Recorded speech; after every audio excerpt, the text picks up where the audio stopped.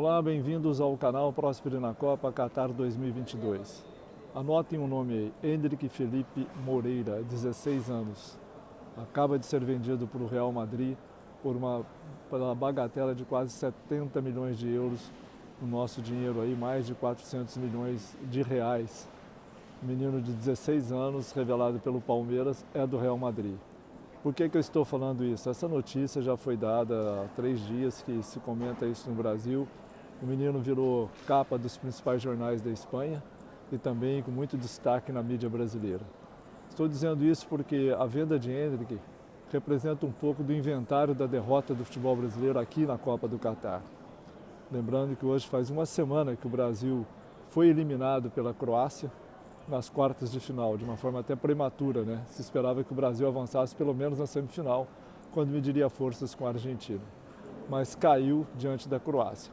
A venda de Endrick revela uma faceta do futebol brasileiro de que jovens jogadores, cada vez mais jovens, são vendidos às grandes potências da Europa e poucos jogam jogam no Brasil, né? Deixando os torcedores sem grandes opções e aí a molecada vai embora muito cedo. Esse êxodo de jogadores jovens representa também um pouco da tragédia do futebol brasileiro em Copas do Mundo, porque os garotos vão para a Europa, são formados um pouco mais com a cultura do futebol europeu do que a nossa. Eles levam do Brasil para lá o talento, né, o jeito de jogar futebol, mas o desenvolvimento da carreira é toda na Europa. E isso se reflete na seleção brasileira. Você vê que o Tite armou uma seleção com base em muitos garotos, ainda garotos, né, que jogam já na Europa, vendidos a milhões e milhões de euros. E o Endrick é apenas mais um. Se esperava que ele ficasse um pouco mais no Brasil, mas não deu. Já vai ficar só até 2024 e aos 18 anos parte rumo à Europa. Esse tem sido o destino dos grandes e talentosos jogadores do futebol brasileiro. Voltando para a seleção, por que isso reflete na seleção? Cada vez mais a seleção tem que buscar os meninos na Europa para formar o seu time. Já quase não damos mais prioridade aos jogadores que atuam no Brasil e isso é muito ruim. Por isso que um pouco da derrota se explica por esse fator, esse êxito de jogadores. Lembrando que Tite também teve 4 anos, né, para pensar uma seleção brasileira, para testar um meia, jogador de meio campo que poderia manobrar, ajudar o time, não só depender de Neymar, que joga muito lá na frente.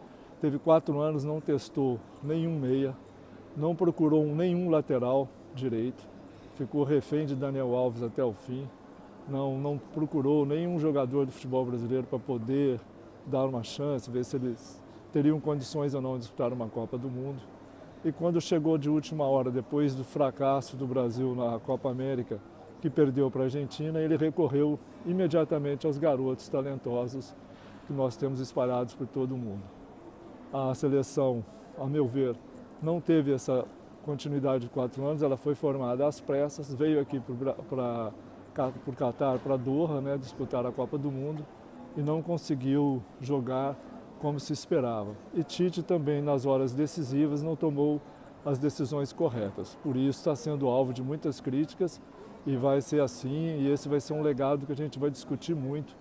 Esse jogo contra a Croácia, para mim, foi determinante para mostrar aonde Tite estava equivocado e o que ele não fez, né, que deveria ter feito, não só nesse jogo, mas no todo o processo, no ciclo da seleção brasileira nos últimos 4 anos. Então, esse inventário da derrota começa com a venda de um garoto de 16 anos por uma fábula de dinheiro para o futebol europeu e recai aqui, né, vendo como que o futebol brasileiro vai sair dessa encrenca em que se meteu.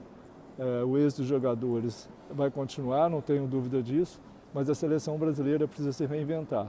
E reinventar não basta trazer só um técnico, é preciso ter um projeto viável, né, novo, para saber como que a seleção quer encarar as suas competições, como nós vamos jogar daqui para frente. E não ficar só atrás de um nome que seria um Messias para resolver todos os problemas, um técnico diferente, não é bem por aí. Eu acho que a gente tem que fazer um projeto mais grandioso, pensando mais na integração das bases, seleções de base com a seleção principal e aí sim formar uma seleção definitiva para disputar as Copas do Mundo e os grandes torneios. Por enquanto não há nada disso, a CBF ainda está repensando o que fazer, está procurando um nome, mas, ao meu ver, o que a gente tem que achar mesmo é um novo projeto de seleção brasileira. Tite mostrou que tudo que ele fez ao longo desses 6 anos de seleção, não houve progresso algum, não deixou legado, até porque a gente caiu fora também nas quartas de final, como havia acontecido lá no Mundial da Rússia em 2018. O futebol brasileiro pode se reinventar pelos jogadores que tem. Está aí o Endrick, do Palmeiras, 16 anos, vendido ao Real Madrid. É o começo, é o projeto de futuro, mas a gente tem que analisar, vale a pena continuar vendendo jogadores jovens e depois a seleção não ter uma identidade?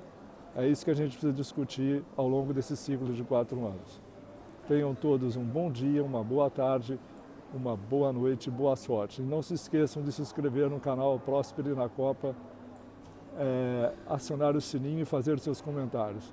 É muito importante para a gente ter uma ideia de como vocês estão recebendo essas imagens, esses vídeos e esses comentários. Um grande abraço a todos.